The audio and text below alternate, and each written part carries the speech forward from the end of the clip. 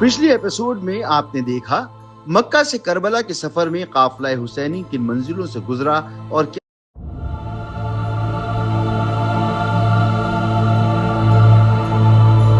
پچھلی ایپیسوڈ میں آپ نے دیکھا مکہ سے کربلا کے سفر میں قافلہ حسینی کن منزلوں سے گزرا اور کیا کیا واقعات پیش آئے۔ جناب مسلم کی شہادت کی دل چیر دینے والی خبر امام حسین علیہ السلام تک پہنچی اور جب حر نے راستہ روکا تو قافلہ وفا صبر کا دامن تھامے کربلا کی جانب روانہ ہوا۔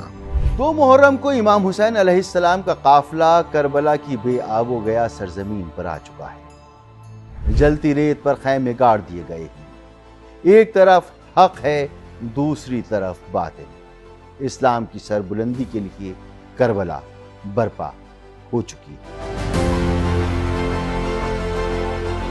جب حر نے ابن زیاد کے حکم کی تعمیل میں نواسۂ رسول صلی اللہ علیہ وآلہ وسلم کے قافلے کو سرزمین کربلا میں رکنے پر مجبور کر دیا تو اس نے فوراً ابن زیاد کو اطلاع دی، اور وہ لمحہ بھی آ پہنچا جب کوفہ کا قاصد امام حسین علیہ السلام کے پاس ابن زیاد کا پیغام لے کر حاضر ہوا۔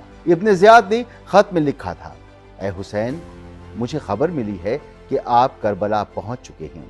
امیر یزید نے حکم دیا ہے کہ آپ یا تو میرے اور یزید کے حکم کو تسلیم کریں، ورنہ میں آپ کو اللہ کے حضور روانہ کر دوں۔ یہ خط نہیں، غرور کی سیاہی سے لکھا ہوا زہر آلود فرمان تھا جو حق کو چیلنج کر رہا تھا۔ امام علیہ السلام نے فرمایا، وہ لوگ کبھی کامیاب نہیں ہوتے جو خالق کو ناراض کر کے مخلوق کی خوشنودی خریدتے ہیں۔ ابن زیاد کے قاصد نے کہا کہ امیر کے خط کے جواب میں آپ کیا فرماتے ہیں؟ آپ نے فرمایا کہ میرے پاس اس کا کوئی جواب نہیں ہے، اس لیے کہ وہ تو کلمہ عذاب کا مستحق ہے۔ قاصد نے پلٹ کر جواب سے آگاہ کیا، جس پر ابن زیاد غضبناک ہو گیا اور اس نے فیصلہ کر لیا کہ سرزمین کربلا کو لہو سے رنگین کر دے گا۔ لیکن وہ نہیں جانتا تھا کہ کربلا کا ہر قطرہ خون تاریخ کی آنکھ میں آنسو بن کر محفوظ رہے گا، جو ہر دور کو جھنجھوڑتا رہے گا۔ یہ وقت وہ تھا کہ ملک عجم میں یعنی ایران میں بغاوت نے سر اٹھایا تھا اور مستوی کے مقام پر قبیلہ ویلم نے قبضہ جما لیا تھا۔ اس بغاوت کا خاتمہ کرنے کے لیے عمرو بن سعد کو 4000 فوج کا سردار بنایا گیا تھا۔ ابن زیاد نے اسے لالچ دیا کہ اگر وہ یہ مہم سر کر لے تو ایران کے مشہور علاقے رے کی حکومت اسے سونپ دی جائے گی۔ رے آج کل ایران کے دارالحکومت تہران کے بالکل جنوب میں واقع ایک قدیم تاریخی شہر ہے، جو کسی دور میں ایک اہم، آزاد اور بڑا شہر ہوا کرتا تھا۔ چنانچہ یہ فوج ایران جانے کے لیے باہر نکل بھی چکی ہے، اور عمر بن سعد اس فوج کو ساتھ لیے کوفہ کے باہر مقام حمام عین پر خیمہ زن تھا اور ایران کی جانب روانگی کے لیے تیار تھا۔ لیکن عین اسی وقت امام حسین علیہ السلام کی آمد کی خبر اور ان سے متعلق نیا حکم ابن زیاد کی جانب سے آیا کہ پہلے امام حسین علیہ السلام کے خلاف مہم انجام دے، پھر ایران جائے۔ انکار کی صورت میں رے کی گورنری سے ہٹانے کی دھمکی بھی دی گئی۔ عمر بن سعد تذبذب میں پڑ گیا۔ اس نے ایک دن کی مہلت مانگی، اپنے قریبی دوستوں سے مشورہ کیا، ہر کسی نے اسے روکا، آخرت کے عذاب سے ڈرایا۔ امام حسین علیہ السلام سے جنگ کے انجام پر سوچنے کو کہا، لیکن دنیا کی وقتی دل فریبی، رے کی گورنری، مال و منصب کا لالچ، سب کچھ اس پر حاوی ہو گیا اور نواسۂ رسول صلی اللہ علیہ وآلہ وسلم سے جنگ کا فیصلہ کر دیا۔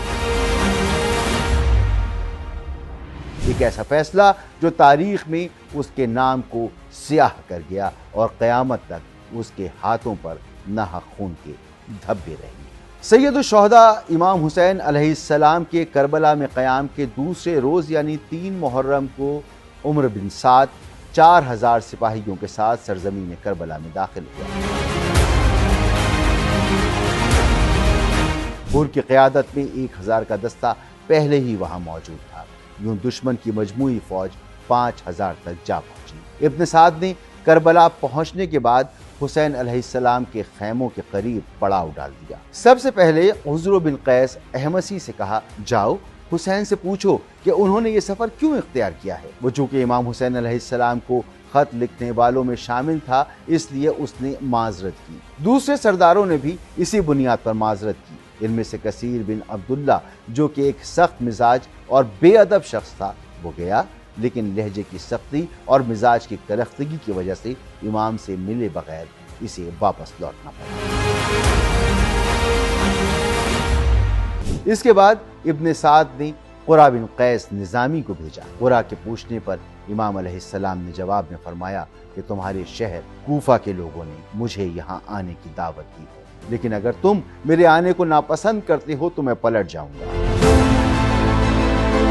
کربلا کی بدلتی ہوئی صورتحال پر ابن سعد نے ایک تفصیلی خط ابن زیاد کو روانہ کیا۔ ابن زیاد نے خط پڑھ کر تکبرانہ انداز میں ایک شعر پڑھا جس کا مفہوم کچھ یوں تھا، اب جبکہ ہمارا جال بچ چکا ہے، حسین علیہ السلام ہم سے چھٹکارا پانا چاہتے ہیں، اب ہرگز چھٹکارا نہیں ملے گا۔ پھر اس نے ابن سعد کو ایک غرور بھرا جواب لکھا، تمہارا خط پہنچا، میں نے وہ سب سمجھ لیا جس کا تذکرہ تم نے کیا ہے۔ حسین علیہ السلام سے کہو کہ وہ اور ان کے سارے ساتھی یزید کی بیعت کریں، جب وہ لوگ بیعت کر لیں تو پھر ہم جو مناسب ہوگا وہ کریں گے۔ یہ خط پڑھ کر ابن سعد بے اختیار بول اٹھا، میں بخوبی سمجھ گیا ہوں کہ ابن زیاد کسی صلح یا امن کا خواہاں نہیں، مطلب وہ صرف خون چاہتا ہے۔ ابن زیاد نے محرم کی 34 تاریخ کو لوگوں کو مسجد کوفہ میں جمع کروایا، انہیں انعام و اکرام کا لالچ دیا اور امام حسین علیہ السلام کے خلاف جنگ پر آمادہ کرنے کی کوشش کی۔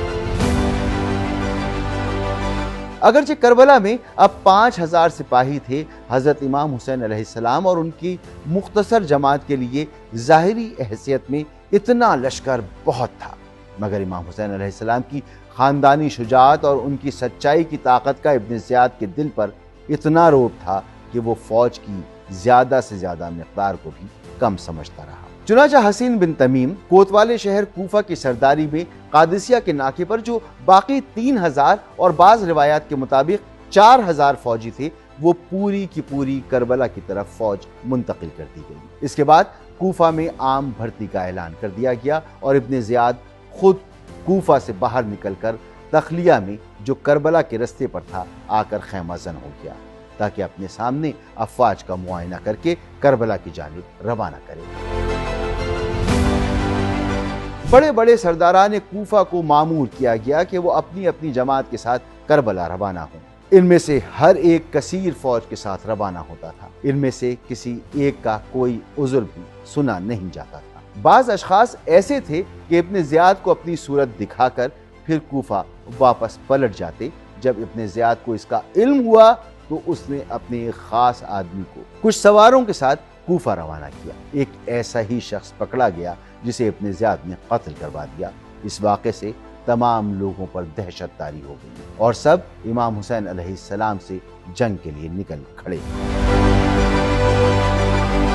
شمر کو 4000 سپاہیوں کے ساتھ روانہ کیا گیا، ابن رکاب کلبی کو 2000 کے ساتھ، مصائب ماری 3000 کے ساتھ، نصر بن حربہ 2000 کے ساتھ روانہ ہوا۔ اب مورخین کے اعداد و شمار کی ضرورت باقی نہیں رہتی کہ یزیدی لشکر 20,000 تھا یا 30,000، 35,000 تھا یا 1,00,000۔ حقیقت یہی ہے کہ کوفہ کی ساری طاقت، سارا عسکری زور کربلا میں انڈیل دیا گیا تھا۔ اس کے بعد کربلا کی سرزمین فوجوں کی کثرت سے گویا موجیں مارنے لگی۔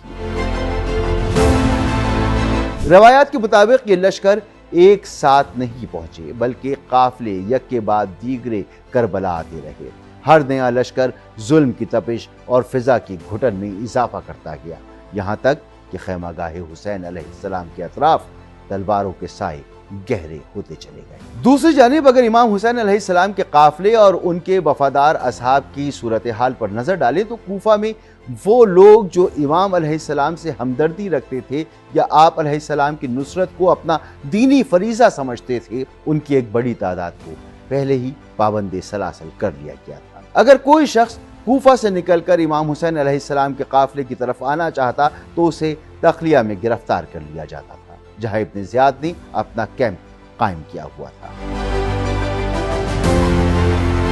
اور اگر کوئی دوسرے رستے سے آنے کی کوشش کرتا تو قادسیہ، خفان، قطقطانہ، لال اور دیگر مقامات پر اسے روک کر قید کر دیا جاتا۔ ان تمام رکاوٹوں، خطرات، ناکہ بندیوں اور دھمکیوں کے باوجود کوفہ کے سچے محبان حسین اور فدایان وفا اپنی جان ہتھیلی پہ رکھ کر چھپتے چھپاتے غیر معروف اور پرخطر رستوں سے امام حسین علیہ السلام تک پہنچے اور اپنی جان آپ کے قدموں پر نثار کر دی۔ روایات میں آتا ہے کہ حبیب ابن مظاہر اور مسلم بن اوسجہ بھی کوفہ سے چھپ کر نکلے، دشمن کی نگاہوں سے بچتے بچاتے کربلا کی سمت رواں ہوئے۔ ایک روایت کے مطابق حبیب ابن مظاہر 6 محرم کو کربلا پہنچے۔ جب حبیب ابن مظاہر کربلا پہنچے تو امام حسین علیہ السلام نے انہیں گلے لگایا، امام مظلوم کے دل کو سکون پہنچا۔ اصحاب امام نے بھی حبیب کو خوش آمدید کہا۔ وہ لمحہ ایسا تھا جیسے کربلا کے خشک صحراؤں میں وفا کی بارش برس گئی۔